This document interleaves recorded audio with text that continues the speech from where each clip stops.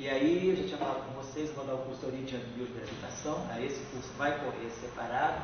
A única coisa que eu estou pensando é colocar esse curso de QED na quarta-feira, no lugar do elétrico.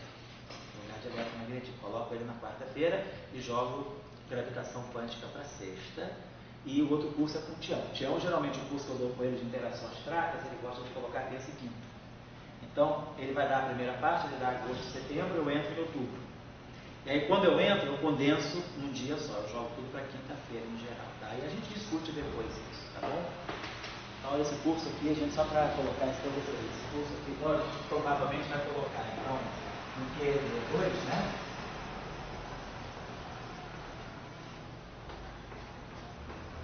Sob a forma de 2 créditos, né? Mas eu vou colocar na página da pós direitinho, né? E aí seria agosto e setembro.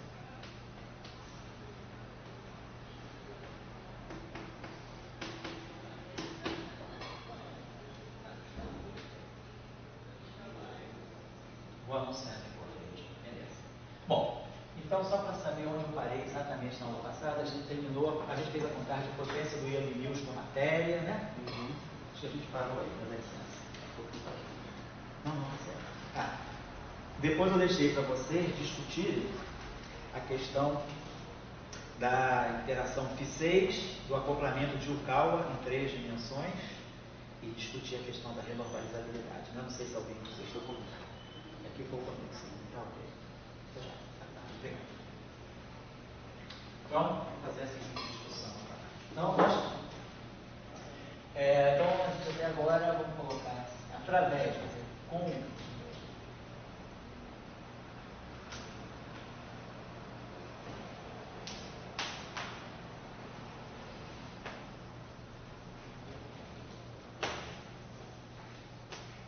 No curso 2, eu vou chamar o Vitor, que eu vou ter orientador, para ver se ele dá uns 2 seminários aqui sobre o setor infravermelho.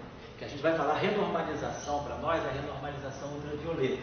Mas é muito importante a gente também saber como é que a teoria se comporta no infravermelho. E o grupo da UERJ é muito competente nessa área. O Sorella, o Vitor, e aí eu sei que o Sorella é muito ocupado, eu vou pedir para o Vitor ver se dá umas 2 aulas no nosso curso aqui em setembro, sobre a discussão infravermelha nas teorias de Young Mills, que é muito rica, tá? Em conexão com confinamento, aí é uma discussão muito interessante e muito importante para a nossa compreensão do que é uma teoria de gauge realmente. Então, por enquanto, estou trabalhando só no regime ultravioleta. Com a análise do regime ultravioleta dos propagadores vértices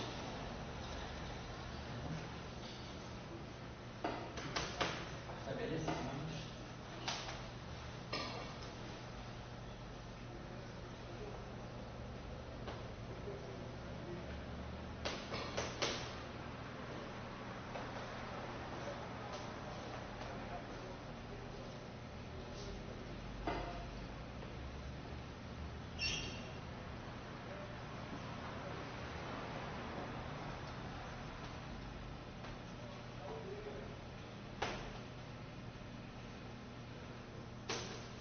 nessa divergência que é a ultravioleta.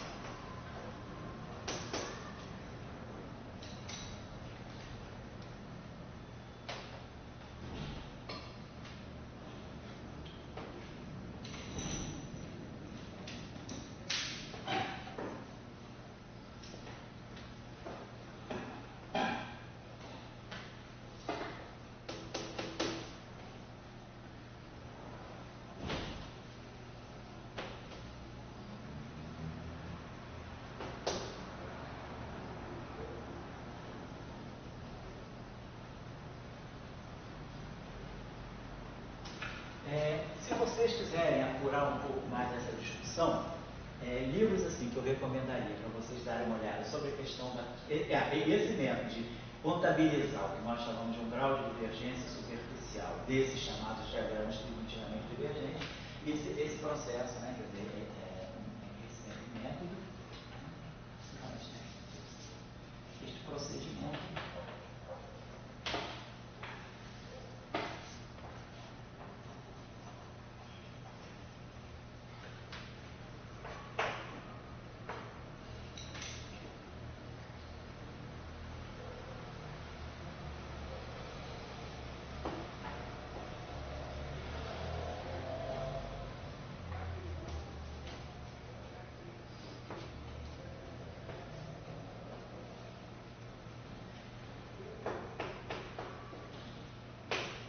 Contagem de potência é a tradução do inglês, o nome é Power Counting. Power Counting, contagem de potência. Então, esse método dá para nós uma estimativa, né, sempre superior. Então, é bom fazer ele porque a gente contabiliza a situação mais pessimista. A gente consegue contabilizar pelo método do Power Counting qual é vamos dizer assim, quais são as cotas máximas de divergência que uma teoria pode ter.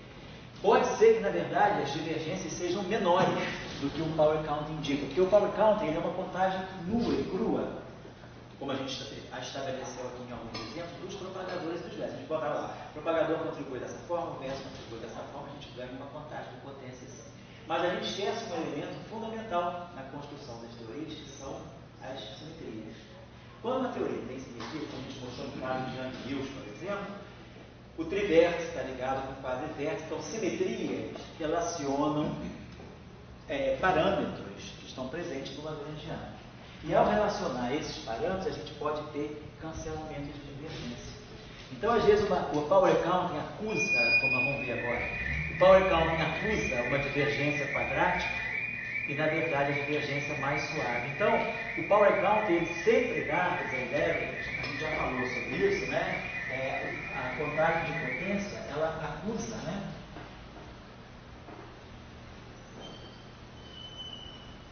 Uma cota superior para o grau de divergência.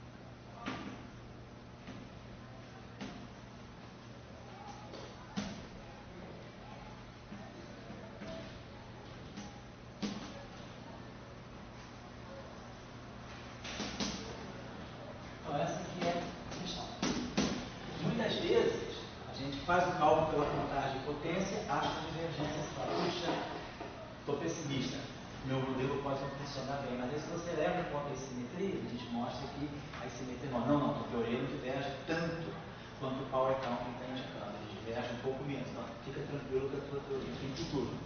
Então, o método da contagem de potência é muito bom, porque seria um método, vamos dizer assim, ele é necessário, né? Uma teoria que seria normalizada, é importante que a contagem de potência revele isso, mas também não é suficiente.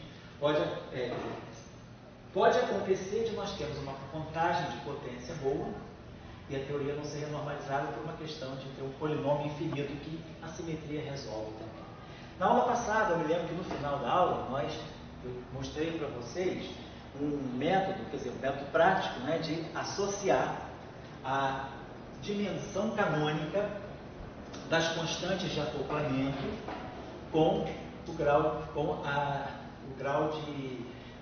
de divergência, vamos dizer assim, com a forma do power count. O que nós observamos? Nós observamos que sempre que um vértice, que algum tipo de vértice, tiver uma constante de acoplamento que não tem dimensão de massa, esse vértice acaba não aparecendo no power count, na expressão do power count. Por exemplo, naquele, eu fiz a contagem de potência, por exemplo, da QED fermiônica, da QED, vamos dizer, de Dirac, que é a QED de elétrons positransformados. Então, na QED de Dirac, a gente acabava vendo que a divergência de um dado gráfico, ela era em 4 dimensões. 4 vezes menos 3 meios por menos o número de linhas fotônicas externas do gráfico, menos 3 meios do número de linhas fermiônicas externas. E aí, a gente lembra que o lagrangiano de interação da QED, ele é a constante de acoplamento, o E, psi barrado, campo térmico, a μ. Pela nossa contagem de potências em 4 dimensões, o campo fermiônico tem dimensão canônica de massa a 3 meios e o campo do fóton, dimensão canônica de massa. Então eu tenho 3 meios, 3 e 1, 4. A dimensão do lagrangiano, dimensão canônica do lagrangiano em 4 dimensões é massa sempre massa 4. Porque a ação é adimensional, então o lagrangiano tem que ter dimensão de massa 4. E aí, então, essa constante de acoplamento, ela acaba tendo dimensão nula em massa. Ela não tem dimensão. Então, a dimensão dela é massa a 0. Então, o fato dessa constante de acoplamento, que é o único vértice que aquele escalar tem, essa constante de acoplamento não tem dimensão de massa. Então, a gente fica com essa contagem de potência aqui. Aí a gente pegou o exemplo daquele escalar. Trabalhou, acho que 2 ou 3 aulas atrás, se não me engano, aquele escalar.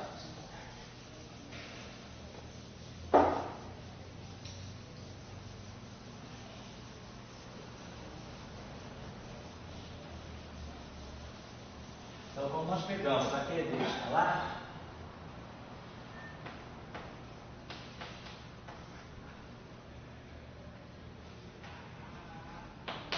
então o lagrangiano de interação acaba sendo para nós constante de acoplamento de gauge, constante de acoplamento eletromagnética, aí a gente tinha hidrogênio, né? Estar e era a parte bilinear do campo de matéria, escalar a μ. Depois tínhamos um outro vértice de interação aqui, que era o chamado vértice da caigota, e estar e a μ. E aí vimos que a QED escalar, ela pede também, né? Ela pede também aquele acoplamento do tipo φ4. Ela tem uma constante de acoplamento lambda, estar e ao quadrado. Então, é uma teoria de gauge, onde aparece um acoplamento que não é de gauge. O acoplamento de gauge é esse aqui, que liga o campo com o IMU, o campo de gauge. O campo Então é a matéria inicial da acópula, então essa constante de acoplamento lambda. Mas nós vimos que, do ponto de vista da dimensão de massa, a dimensão do E e a dimensão do lambda são dimensão do tipo massa potência zero. Então, de fato, nós calculamos, né, a contagem de potência aqui e vimos que naquela escalar nós temos 4 menos o número de linhas externas de fótons menos o número de linhas externas do campo V. Então, também mostrando que não aparecem vértices, né, quando a gente tem a constante de acoplamento, quando a gente tem, não aparecem vértices quando a gente tem constantes de acoplamento adimensionais. Né? Então, vamos agora pegar um artigo de feio depois.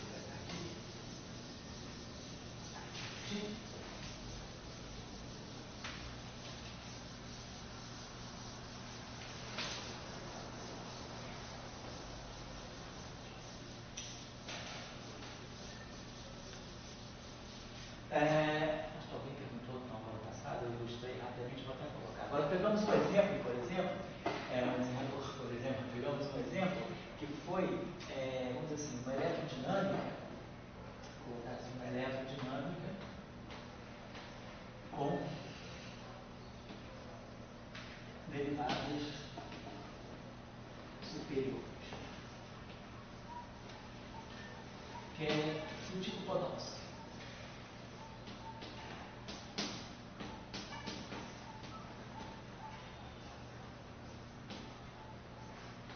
Por exemplo, a gente dava era, vou discutir o que a gente fez muito rapidamente, e depois alguém vem tirar dúvida comigo. A gente teria um exemplo, seria isso aqui. A gente teria um campo, campo escalar, um campo escalar real.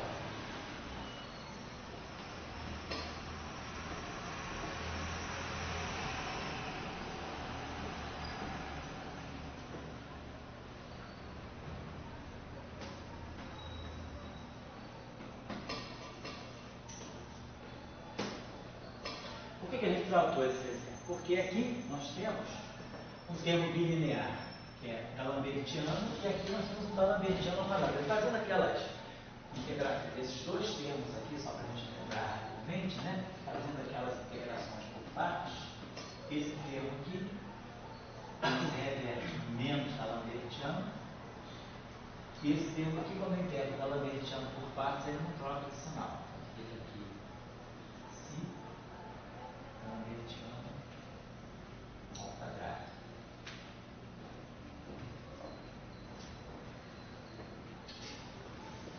Então, se a gente vai tirar o propagador, a gente tem que inverter esse objeto. Então, basicamente, no espaço dos momenta, o propagador do campo escalar, nesse caso, é 1 sobre, isso aqui fica K2, mais si K4. Então, dessa forma, nós temos esse parâmetro aqui, né, que tem dimensão. Então, esse campo aqui, se a gente fixar a dimensão canônica dele, esse campo tem dimensão de massa, esse parâmetro aqui vai ter si, tem uma dimensão de massa a menos 2. Para poder bater as dimensões corretas, nesse caso aqui, claro, lambda tem dimensão de massa nula. Então, a constante de acoplamento tem dimensão nula de massa. Então, eu devo esperar. Aí, eu devo esperar que eu deveria esperar a não presença do vento. Eu vou fazer a contagem de potência aqui. Quero fazer uma discussão interessante com vocês. Então, o nosso propagador, no regime ultravioleta, se o psi é um parâmetro diferente de zero, obviamente, né? Vamos trabalhar aqui no regime psi diferente de zero. Psi sendo diferente de zero, o nosso propagador no ultravioleta, quem comanda é o K4. Então, pela nossa regra de contagem de potência, para cada linha interna de um certo campo, em 4 dimensões, a gente tem a integral do momento que flui ao longo daquela linha, vezes o propagador no limite de altas energias. No limite ultravioleta, o termo K4 é o termo que tem frequências mais altas que ele domina. Então, esse termo aqui, ele comparece potência, então ele não tem potência de movimento. Então, a gente, na hora de fazer a contagem de potência do gráfico, né, a gente sempre começa. Qual é a potência que cada linha interna traz? Nesse caso aqui, a linha interna não traz potência nenhuma. E aí, nós temos cada vértice traz uma potência menos 4 V menos 1. Não temos vértice com derivada, então, nesse caso aqui, o grau de contagem de potência seria 4 menos 4V. Então, o que está acontecendo? À medida que eu aumento o número de vértices, ou seja, eu vou pegar um gráfico com mais e mais vértices, portanto, um gráfico de ordens perturbativas mais e mais altas, a tendência da divergência é diminuir cada vez mais. Vocês lembram que quando a gente tinha a teoria Φ4, sem esse termo aqui, quando o Xi era zero, né? A gente tinha que a divergência, o modelo lambda Φ4, era 4 menos E5. Então eu tenho divergências. Então, independentemente da ordem perturbativa, se eu tiver um gráfico positivo, duas linhas externas, como a gente tinha colocado, ou um gráfico com 4 linhas externas, não importa, bastou ter 2 ou 4 linhas externas, aqui por exemplo, eu tenho divergência, independentemente do número de vértices. Agora não, devido a esse fator de convergência ter aumentado, nós temos essa contagem de potência deles. Gráfico, se eu tiver, por exemplo, esse gráfico aqui, como se eu desenhasse, isso aqui é uma teoria Φ4, então se eu desenhasse esse gráfico,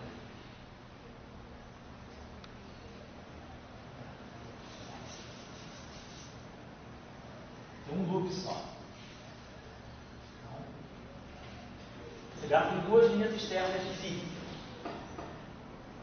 E ele tem apenas um vértice. Então, você tem um vértice só, isso aqui dá zero. Então, esse gráfico deve ser logaritmicamente divergente. De fato, eu tenho um integral de loop, e eu tenho que integrar esse propagador aqui, K2 mais K4.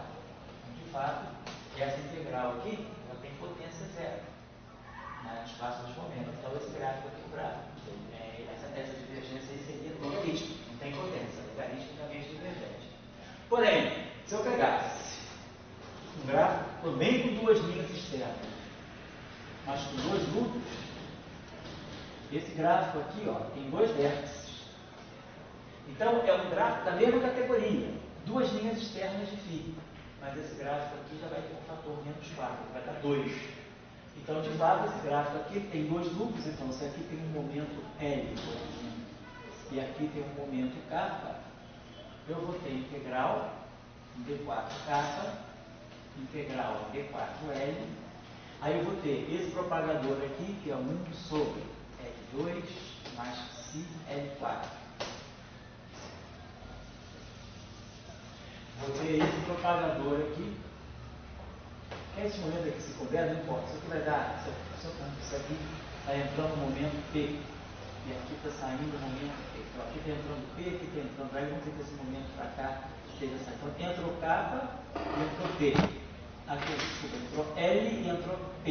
Então aqui é P, L, mais P menos K. Né? Porque com isso, entra P, entra L, então a soma do que está entrando é igual a soma do que está saindo. E aqui, a soma do que está chegando é L mais P menos K com K dá o que está saindo. L mais P, então a conservação do momento. Está legal? Então esse vértice aqui ele é L, vou colocar assim, menos K mais P ao quadrado, mais psi, L menos K mais P a quarta. E depois esse propagador aqui, que é 1 sobre K2 mais psi K4. Então a gente vê que a gente tem essa integral aqui, em potência 8, né? K3DK, L3DL, então tem potência 8 de momento. Agora aqui eu tenho 4, 8, 12. Eu tenho 12 potências de momento no denominador. Então, de fato, esse gráfico aqui converge. Ele já não diverge mais. Ele tem muita potência no denominador.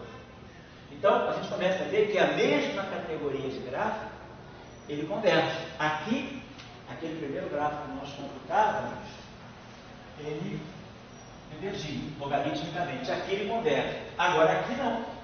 Independentemente do número de vértices, isso aqui depende só do número de linhas externas. Então, do ponto de vista da teoria lambda F4, se eu pegar o modelo lambda F4 tradicional, sem esse termo, esse gráfico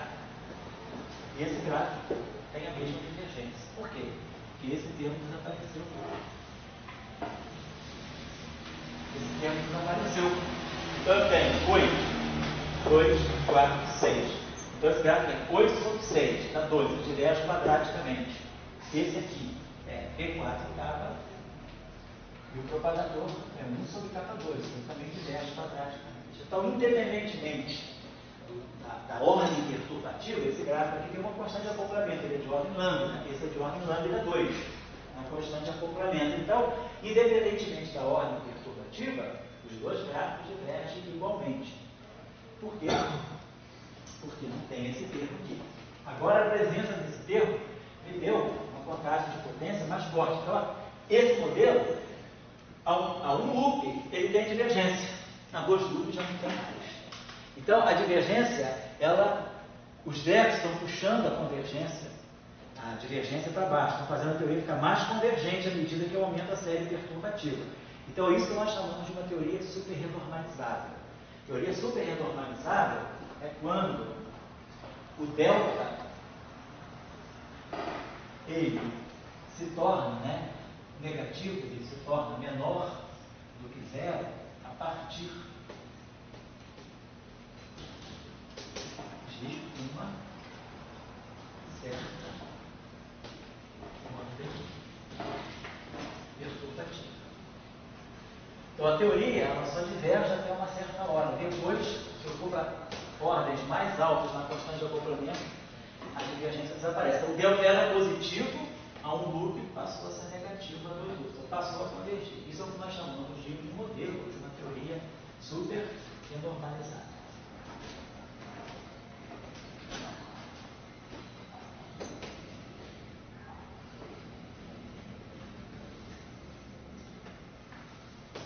Se torna negativo depois de uma certa ordem.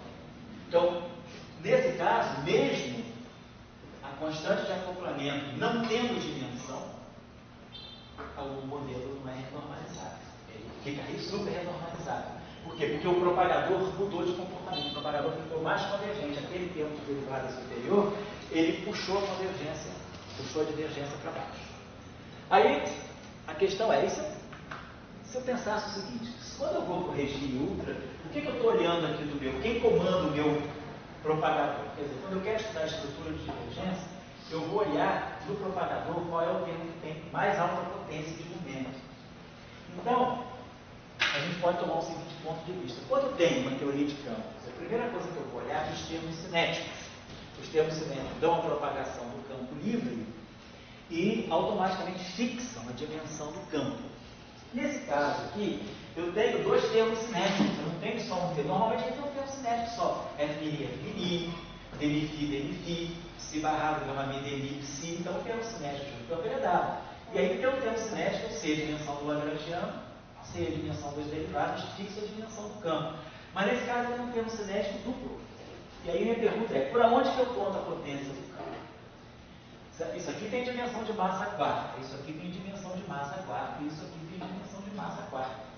Então, se eu contar a dimensão por aqui, eu poderia dizer, isso aqui tem dimensão de massa quarta. Como eu tenho duas derivadas, eu desconto duas potências, só uma para cada φ. Ou se eu olhar aqui, isso aqui já tem dimensão de massa ao quadrado, então isso aqui já tem uma dimensão de massa quarta. Então, o produto Psi é adimensional. Então, eu tenho diferentes escolhas para fixar a dimensão canônica. Então, como para efeito de contagem ultravioleta, divergência ultravioleta, o que a gente considera é o termo de mais alta potência do propagador, é aquele termo que comanda no infinito, eu fixo a dimensão canônica no meu caso, pelo termo que tem mais derivada. Eu vou pensar assim, o termo que tem mais derivada, se eu pegar o limite de altas flutuações, quando o campo está flutuando com altas frequências, que é o limite ultravioleta, quem vai dominar vai ser o segundo termo do Lagrangiano, que é o termo que tem mais derivada. Então, tem potência quarta de frequência, ômega 4. Então, esse termo aqui tem potência quadrática, isso aqui é ômega 2, isso aqui é ômega 4, e esse aqui não tem nem potência. Então, no infinito, nas altas frequências, esse termo domina. Então, eu vou fixar a dimensão canônica por esse termo aqui. Mas ele tem um psi. O que eu posso fazer? Eu posso sempre redefinir meu campo. Esse psi é um parâmetro constante. O que eu posso fazer é pegar raiz de psi vezes φ e definir isso aqui como sendo um novo campo que eu vou chamar de φ maiúsculo. Vou trabalhar com esse campo aqui. Então, com isso, meu lagrangiano passa a ser assim. Esse termo que eu incorporo uma raiz desse, que isso é constante, fica a raiz. Aí, então, esse termo aqui vai ser o meio de D'Alembertiano de φ, D'Alembertiano de φ. Agora, esse φ aqui acaba sendo φ sobre raiz de psi. Então, esse termo aqui, ele vai ficar 1 sobre 2 psi dmi φ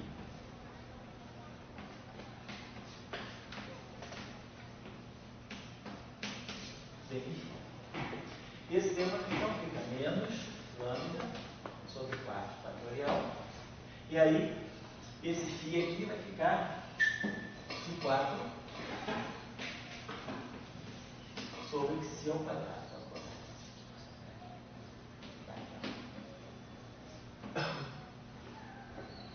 E aí, esse termo é o termo que domina no infinito ultravioleta. Então, esse termo aqui, como é um lagrangiano, isso aqui tudo é massa quarta. Mas o D'Alembertiano é massa ao quadrado, o outro D'Alembertiano é massa ao quadrado, então sobra para o campo φ nenhuma dimensão. Então, esse campo φ nosso agora, ele tem dimensão canônica nula em termos de massa, porque fica massa ao quadrado, massa quarta. A potência massa quarta. Aqui, massa vezes massa ao quadrado. Esse termo aqui não tem dimensão. Então, isso aqui é massa ao quadrado. Para isso aqui formar uma massa quarta, eu preciso que se tenha dimensão de massa menos 2.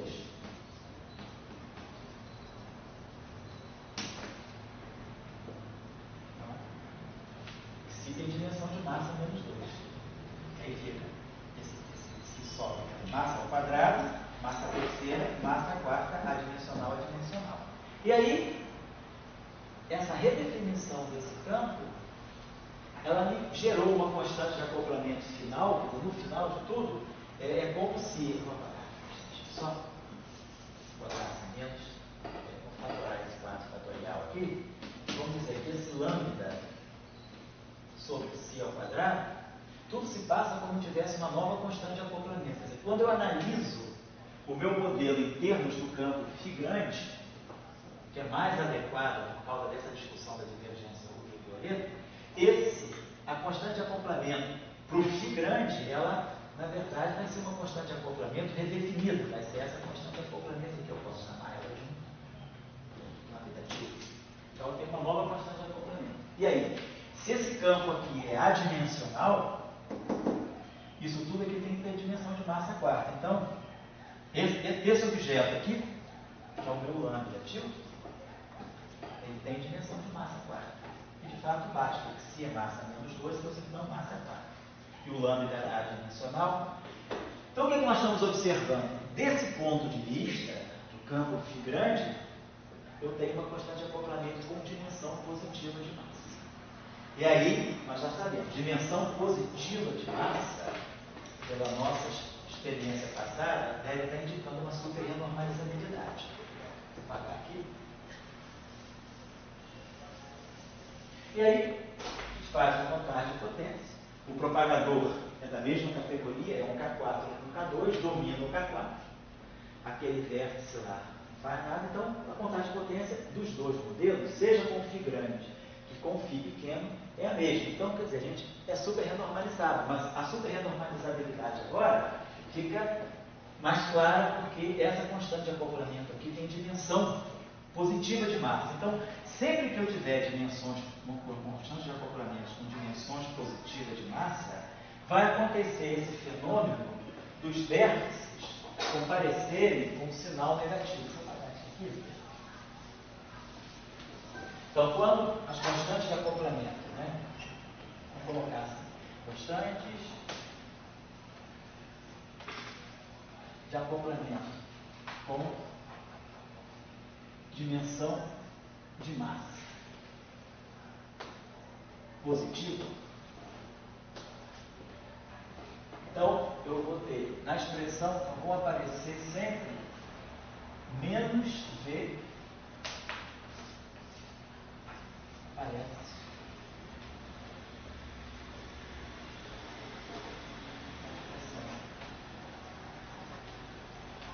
em delta G. Então, isso aqui é o que eu associo com a chamada, vamos dizer, categoria de super-renormalizabilidade. É um modelo super-renormalizado.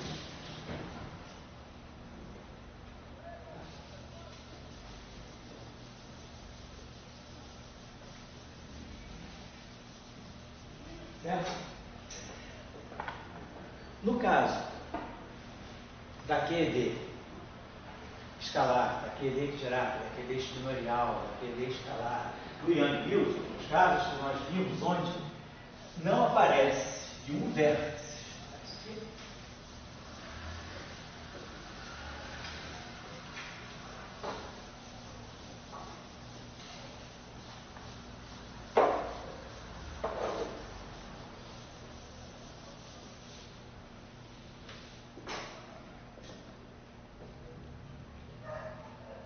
Os casos a gente já viu, tá? QED espinorial.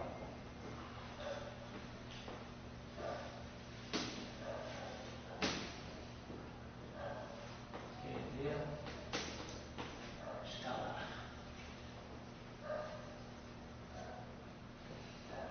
Yang-Mills, né? Nós vimos até na aula passada.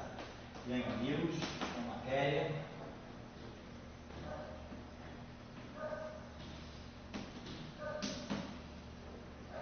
Em todos esses casos aqui, nós tínhamos expressões, né, que eram desse tipo.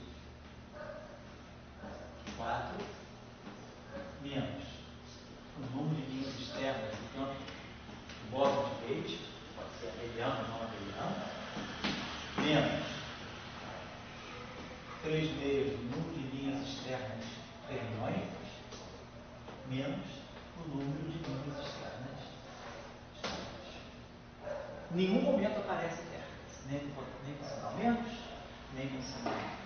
Então, nesse caso aqui, nós vemos que as divergências, independentemente, então, ΔG é maior ou igual a zero, ou ΔG pode ser menor que zero, independentemente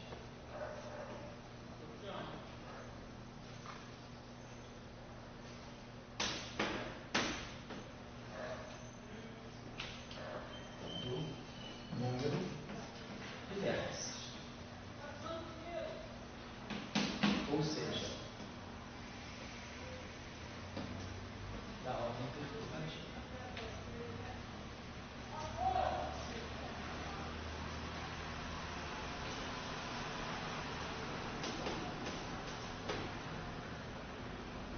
ΔG mantém-se. Veja. Nada. Nada.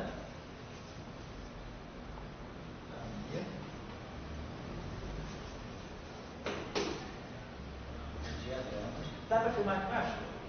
Dá para copiar? Dá, né?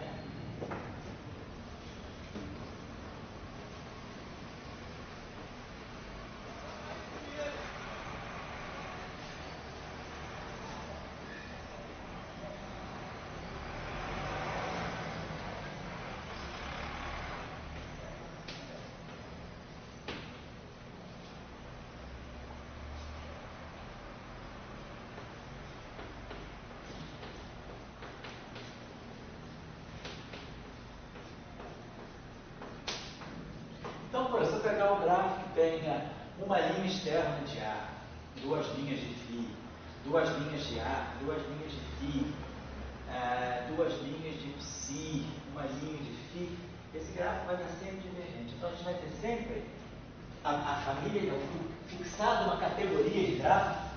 Esse gráfico é divergente independentemente da ordem, da potência, da quantidade de acoplamento. Então, por você pegar, só para ter uma ideia, se pegar um gráfico, você tem uma bolinha quântica aqui, eu não sei o que ela é, porque tem vários processos virtuais, mas suponho que eu tenha um campo de gauge aqui, uma linha externa de um φ, um A, sei lá, que tenha uma linha de psi, tem uma linha de psi barra, por exemplo. Então, esse gráfico aqui tem duas linhas de psi, 2 vezes 3 meio, menos 3, uma linha de A, 4 menos 0, linhas de φ, 4 menos 4, 0. Então, esse gráfico aqui tem uma divergência superficial nula. E aí eu posso fazer esse gráfico ao Newton, posso fazer esse gráfico ao Newton, posso fazer esse gráfico ao Newton, a divergência dele é a mesma. Ou posso pegar, agora posso pegar um gráfico que é finito, vou pegar um gráfico que tenha, só para a gente ter uma ideia, duas linhas externas de ar, uma linha de psi, uma linha de psi bar, e vamos ver, uma linha de φ e uma linha de φ. Peço um gráfico assim, ó, a medusa veio, né? Então, polvinho, esse polvinho aí, ele tem 2 reais, então 4 menos 2, 2. 2 psis, 2 menos 3, menos 1. 2 φs, menos 1, menos 2. Então, esse gráfico tem uma divergência, a contagem dele é menos 3. Então, esse gráfico aqui, ele é divergente. Então, eu também preciso me preocupar com ele. Mas sempre essa categoria vai ser divergente. Então, a gente sabe que os gráficos ou são convergentes ou são divergentes só pelo número de linhas externas, independentemente de eu ter mais loops ou menos loops. Então, é isso que caracteriza uma teoria, um modelo renormalizado.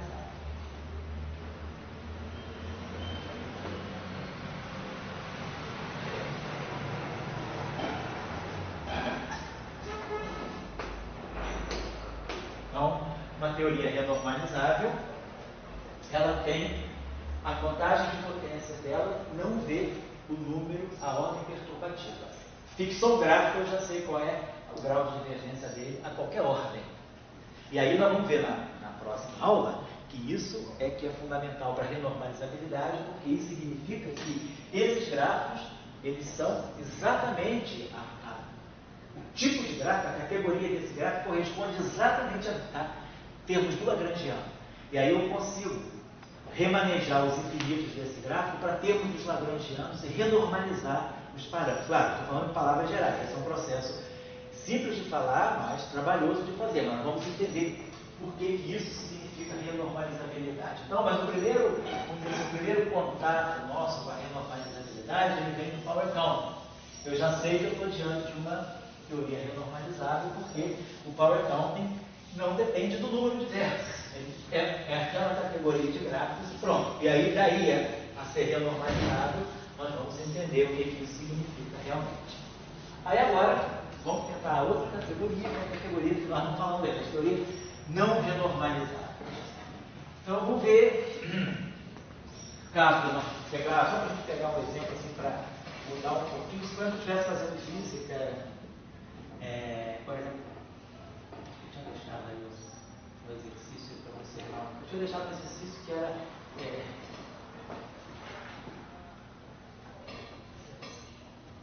fazer ele que era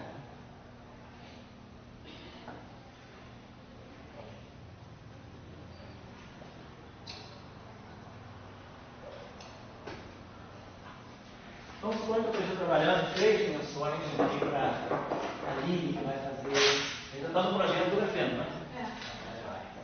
Tá bom. Então, no projeto do grafeno, a gente precisa trabalhar com teorias de campo em 3 dimensões e a gente pode considerar justamente o modelo de aqui e considera campos fermiônicos, campos escalares. Vamos supor, então, que nós tenhamos a seguinte situação em 3 dimensões. Nós tenhamos um campo escalar φ complexo, temos um campo fermiônico, seria o elétron e o escalar em 3 dimensões. E aqui a gente tem o termo normal cinético, o termo cinético, φ, típico, né? Φ estar, φ Klein-Bach, o termo de Dirac, mas basicamente nós temos a seguinte situação. O nosso lagrangiano de interação, ele vai ter no setor escalar os seguintes termos. Vamos ter um termo do tipo μ ao quadrado e estar, que é o típico termo de massa de Klein-Bach. Vamos ter um termo de interação lambda sobre 4 estar e ao quadrado. Vamos ter um termo de interação G sobre estar.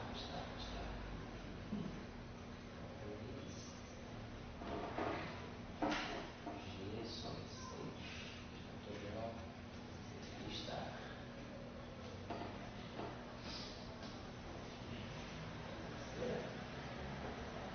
Aí temos um termo que eu botei mal passada, um termo de Yukawa, se barrado,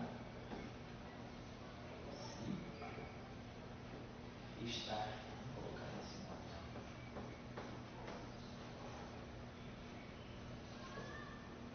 E aí eu vou colocar um termo novo aqui, é um termo que eu vou chamar de constante de acoplamento, G, F, se barrado,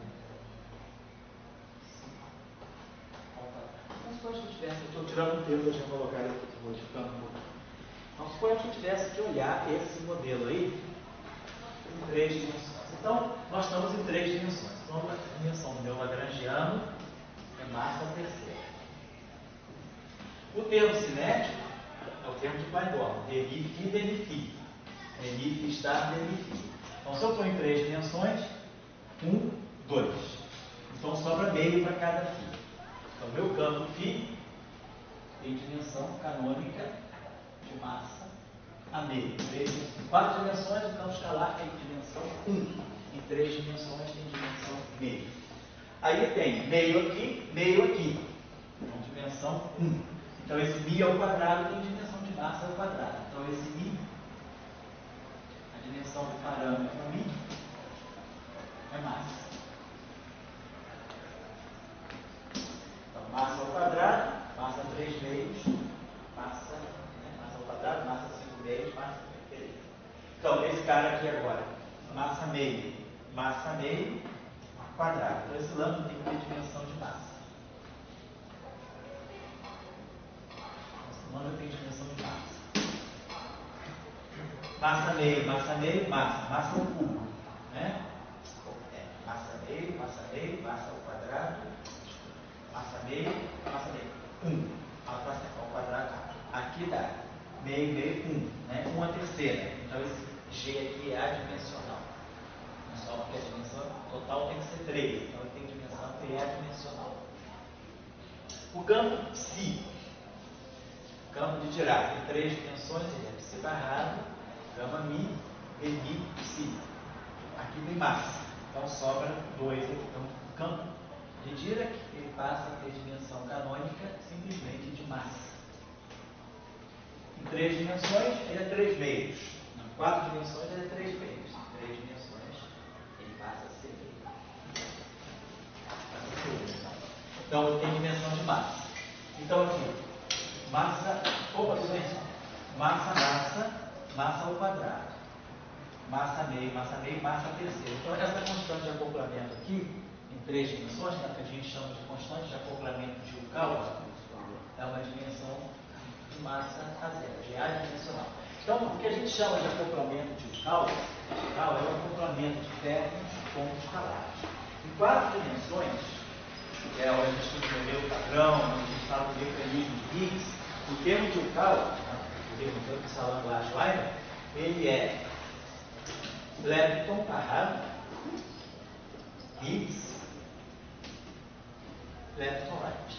Então é ferro, escalar. Então, em 4 dimensões, o acoplamento de Yukawa é caracterizado por ter ferro, escalar. Ferro, escalar. Essa é a estrutura do acoplamento de um Kawa em 4 dimensões. Quando eu vou para 3 dimensões, o acoplamento de um Kawa, ele passa a ser um escalar ao quadrado. Férmion, escalar ao quadrado. Então, se eu vou fazer o mecanismo de Higgs em 4 dimensões, eu tenho que observar esse termo aqui como o termo que vai gerar a massa do externo. Mas aí está vendo que a constante de acoplamento é adimensional. E aqui, meio, o meio, 2 ao quadrado, aqui 4. Então, esse termo aqui, ele tem dimensão de massa menos 1. Então, pela nossa expectativa, se os termos de propagação, os termos cinéticos forem os usuais, não tiver derivada superior, então nós temos um termo escalar, Klein-Bor, Debye, termo cinético do Férmion, Dirac.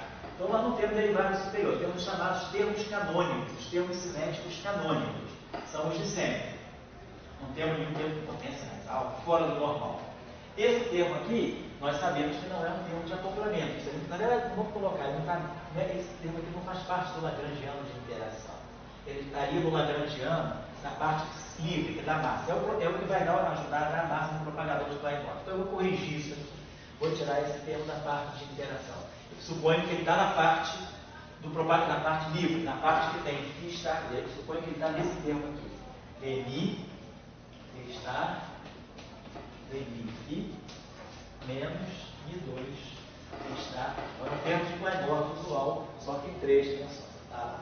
Então nós estamos começando direto com os termos que têm interação. Aqui é uma interação φ4, aqui é uma interação φ6, aqui é uma interação de um Kawa e aqui é uma interação de Férmion ao quadrado. A gente já tinha dito que esses modelos que tem Férmion ao quadrado, esse tipo que tem Férmion quarta potência, a gente chama de, normalmente na literatura, é modelo de Thierry, modelo de Gross-Revé, modelo de Thierry, que era a proposta de Férmion também, uma interação fraca, antes da teoria eletrofrágil. Era uma proposta de uma interação quártica no externo. Então, pelo nosso conhecimento de vida, né, prático, nós já aprendemos, nós temos 4 constantes de acoplamento. Uma com dimensão de massa positiva. Então, essa aqui, pela nossa expectativa, deve dar super renormalização, deve ser um acoplamento super renormalizado.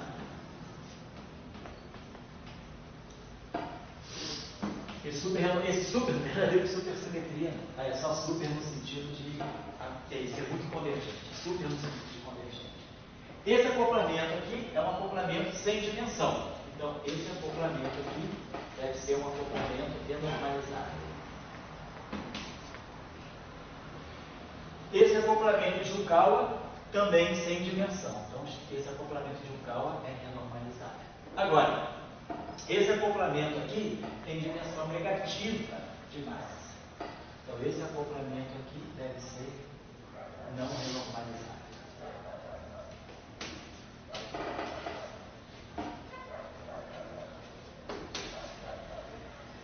Então, vamos fazer o power count e vamos ver como é que a coisa funciona. Claro, tudo isso é verdade, essa questão da contagem, né, da dimensão canônica dos acoplamentos, é válida se nós não mexermos nos propagadores, se os propagadores forem os de sempre. Propagador bosônico, 1 sobre K2. Propagador de Dirac, 1 sobre K. Né, que o propagador de Dirac ele sempre tem essa estrutura aqui. Gama, escalar K sobre K2. Então, ele vai com K no numerador e com K2 no denominador. Então, o comportamento assintótico dele é 1 sobre K, 1 sobre momento. Então, vamos analisar esse modelinho em 3 dimensões. Você já estudou um modelinho desse tipo lá com o Vitor, assim, de grafeno? Já chegou a esse ponto de estudar? Não. Então, pode ser que isso te ajude depois. Tá?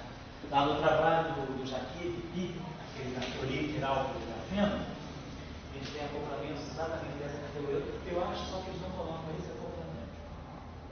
Mas eles têm esse acoplamento de Kawa, esse aqui também, a gente tem esse acoplamento de Kawa e tem esse acoplamento. Então, vamos fazer aqui a contagem. Então, nós temos linhas internas de Psi, linhas internas de Φ. Então, a gente sabe que o propagador, então a ideia é, propagador escalar, nós estamos em 3 dimensões, então ele é D3K sobre K2. Então, esse propagador aqui, ele vai ter uma potência mais 1 em massa. E o propagador, então esse aqui é o propagador das linhas internas escalares, associado às linhas internas escalares. O propagador associado às linhas internas fermiônicas vai ser gama escalar kappa sobre kappa 2. Então, aqui vai 1 sobre kappa, então ele vai com potência mais 2. Linhas internas de psi. Então, na hora de fazer a contagem, né, superficial do nosso gráfico, cada linha interna de π vai com uma potência mais 1. Cada linha interna de psi vai com uma potência mais 2 no momento. Depois, nós não temos vértices com derivada, então não tem nenhum momento que vem de derivada. Temos, então, cada função delta em 3 dimensões, a função delta de momento, que está em cada vértice para conservar a energia e momento, ela tem dimensão de momento T a menos 3, momento a menos 3. A função delta mata, né? Mata, ela tem dimensão sempre oposta à sua variável argumento. Então, se eu tenho delta de momento, é momento a menos 1, a dimensão da delta. Então, cada momento vai contribuir, cada vértice vai contribuir com um menos 3, mas nós já aprendemos que cada vértice, um vértice sobra no final do dia. Então, a gente usa V-1 vértices para matar, para poder compensar as potências das linhas internas. Então, essa é a contagem superficial. Então, a gente resolveu isso aqui.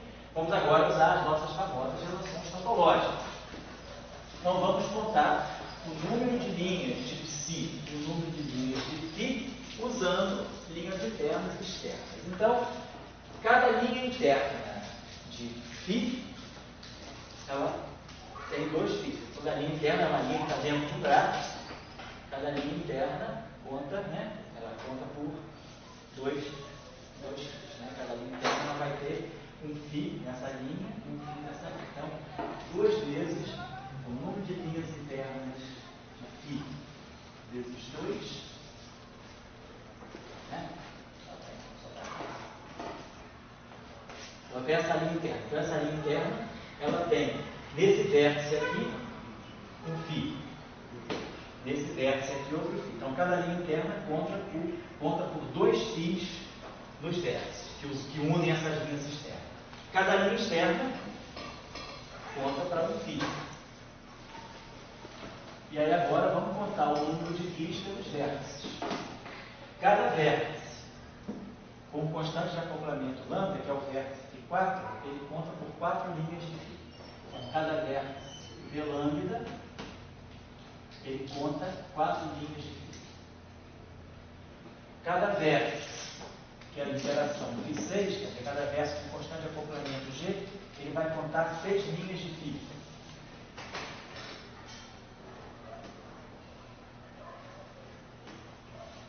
Cada vértice desse conta 6 linhas de φ.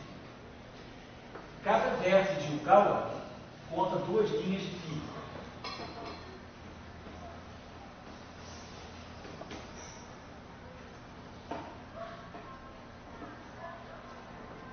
E cada vértice de Ri conta 4 linhas de psi.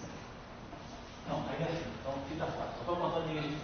Então, só tem φ no quadrivértice, no vértice sextuple e no vértice de Yukawa. Não tem φ no vértice de Ri. Agora, vamos contar o número de linhas de psi a partir dos vértices. Então, cada linha interna de psi contém duas linhas de psi, 2 vértices distintos. Cada linha externa contém, a linha externa aparece uma vez só. Aí, aonde eu vou ver psis agora? Eu vou ver psis no acoplamento de Yukawa. Então, eu vou ter 2 linhas de psi no acoplamento de Yukawa e vou ter 4 linhas de psi no acoplamento de Tio. Acoplamento F. Então, dessa forma, eu contei o número de linhas de φ pelos vértices e aqui eu contei o número de linhas de psi pelos vértices. Agora, o procedimento que nós aprendemos manda aqui, seria mais objetivo, nós substituímos o número de linhas externas lá para botar vértices e linhas externas, para poder categorizar o gráfico, independentemente da ordem interpretativa, é sempre bom expressar em termos de números externos. Então, e vamos dividir isso aqui por 2, né? Então, eu posso dividir aqui por 2, isso aqui vai ficar 1 meio, aqui vai ficar 2, aqui vai ficar 3, e aqui vai ficar 1. Então, nós vamos pegar π. Então, vai ficar menos 1 meio de F menos 2 de lambda, vértices do tipo lambda Φ4, menos 3 VG, vértices do tipo Φ6, menos VI, vértices do tipo Iucá, mais 2, então esse aqui é o Iφ, mais 2 Ipsi, então vai ficar menos Fsi,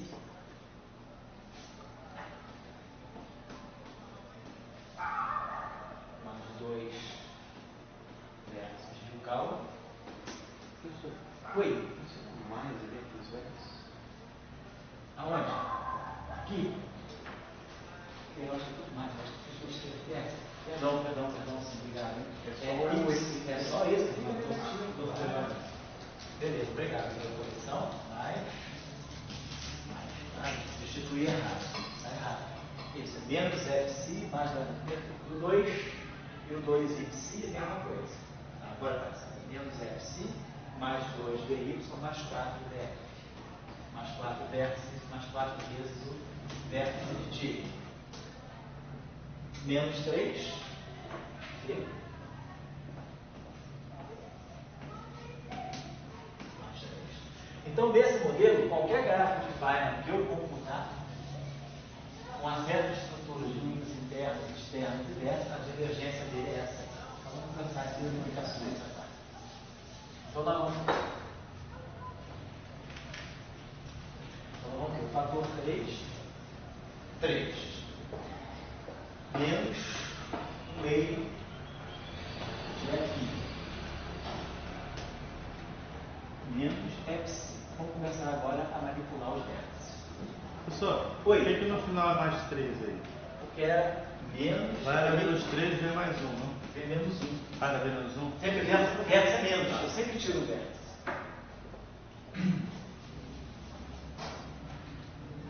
Então vamos lá. Esse V aqui, vamos apagar isso aqui.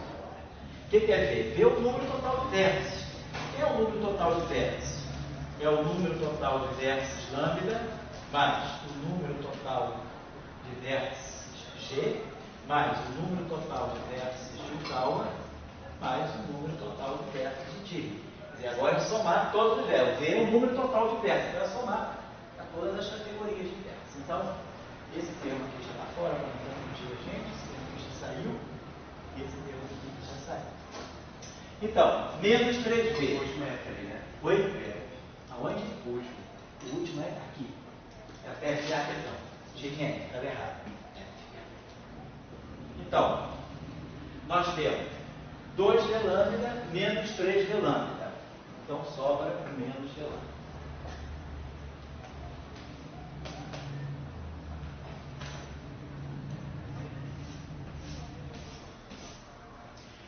O 3VG cancela. E o Cal cancela. E. Opa, não, pera. O qual é 3 aqui? 3, tá certo? 1, 2, 3. Não, certo, tá certo. Pode ser. E o F fica mais 1. Mais 1.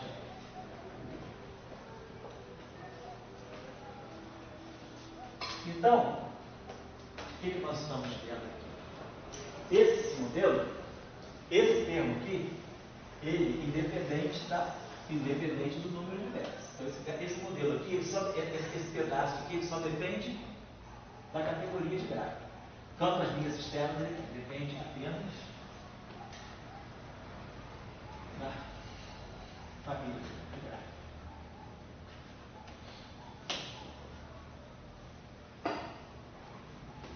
Linhas externas de Φ, linhas externas de Ψ fixadas. aqui, quanto mais vértices do tipo lambda eu tiver, mais eu vou puxar a divergência para baixo, tá? Contribuindo negativamente. Então, esse vértice aqui, ele está puxando para convergência. Ele ajuda a convergir. Agora, quanto mais, então, e a gente vê, os vértices que não tinham dimensão canônica, todos os vértices adimensionais não apareceram ali. Mas o vértice lambda, que era um vértice em dimensão de massa positiva, ele aparece no sinal menos. Então, ele é justamente o vértice super renormalizável. Ele tem dimensão de massa positiva e no power counting ele aparece no sinal menos. Ele puxa, então, ele tem dimensão de massa positiva no lagrangiano, ele puxa a divergência para baixo. E o vértice de Dirac, que é o 4π, ele é um vértice que tem dimensão negativa de massa. Então, a dimensão negativa de massa da constante de acoplamento faz a divergência subir. Então, esse cara aqui é não renormalizado. É o vértice não renormalizado.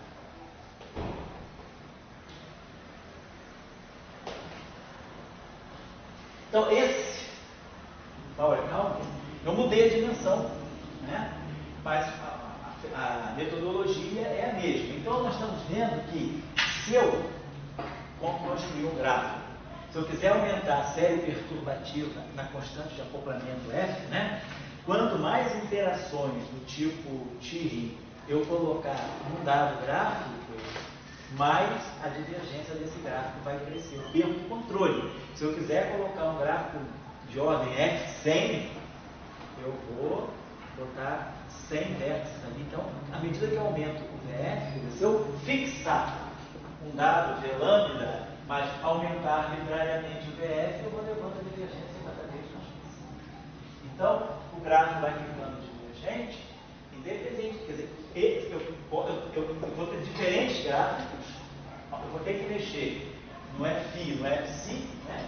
À medida que eu tenho um FI e um FC, eu posso ter um FI e um FC, eu posso ter um gráfico assim, com 2 FIs, vamos dizer aqui, pegar um gráfico que pegue um gráfico com 4 FIs e com 2 Fs, com 2 PCs. Então tem um gráfico desse tipo.